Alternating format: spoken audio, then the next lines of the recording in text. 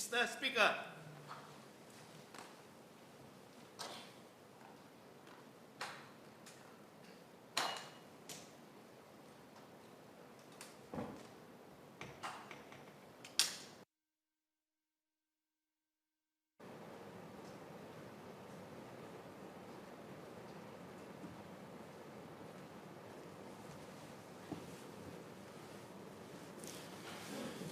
Order. Questions for oral answer. Mr. Leon Pereira. Question 1, please.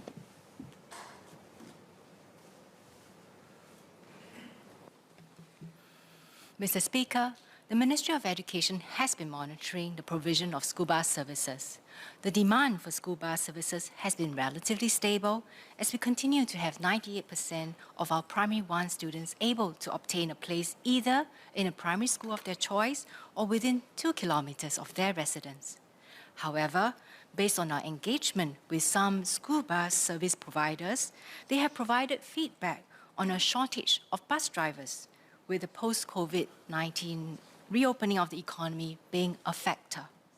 This was compounded by rising fuel prices, which affected the viability of some of these providers. Despite these challenges, most providers have continued providing school bus services, but have to raise their fares to reflect both rising costs and the need for the industry to attract and retain sufficient school bus drivers. These are issues which MOE is engaging the relevant stakeholders to address.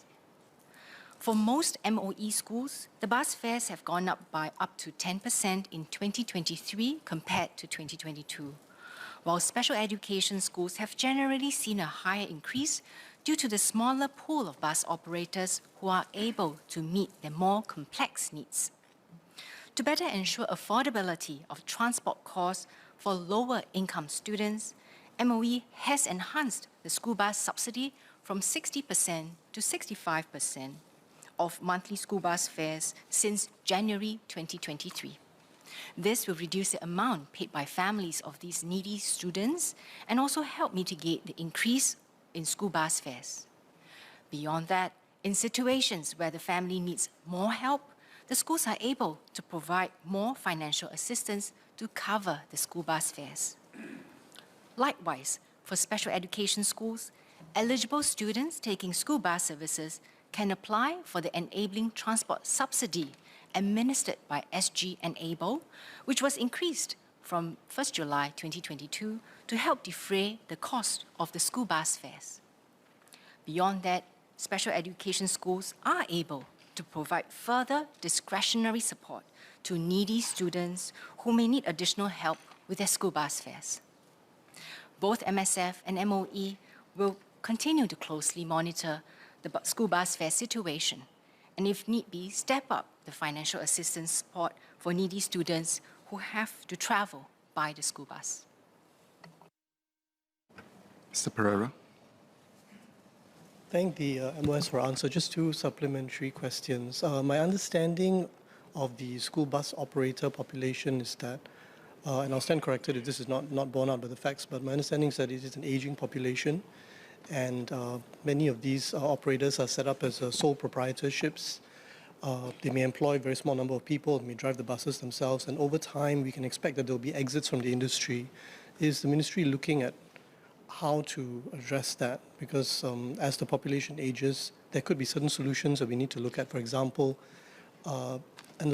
facilitating these micro businesses to sell their business to a more organized operator, for example. I just mentioned that as one possibility. So that's my first SQ. My second SQ is on the school bus services for SPED schools. I wanted to ask what sort of training is made available to the bus operators for SPED schools, given the complexity that is involved in that, which is different from just operating a bus for mainstream schools. Sometimes there could be certain types of skills that they need to have in order to do their job effectively. And I think I've encountered one issue with one of my constituents in the Serangoon ward of Aljunied GRC. So I'm wondering what sort of training is given to these bus operators. Thank you.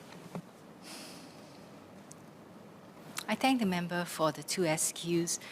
Indeed, the school bus industry is quite a fragmented one with many sole proprietors, and it's a very fragmented industry. MOE ourselves are also beginning to learn this industry, and we are in discussion with other agencies, and we are also starting to engage the school bus operators to see what kind of help we can provide to facilitate this industry to stay viable in the long term, to support the needs of our students for school bus services. As to the training, we currently do not, MOE does not provide training to the school bus operators. Instead, what our schools normally do is specify in the contracts what kind of skills and services we require the school bus operators to be equipped with, either for the drivers or the minders in the buses.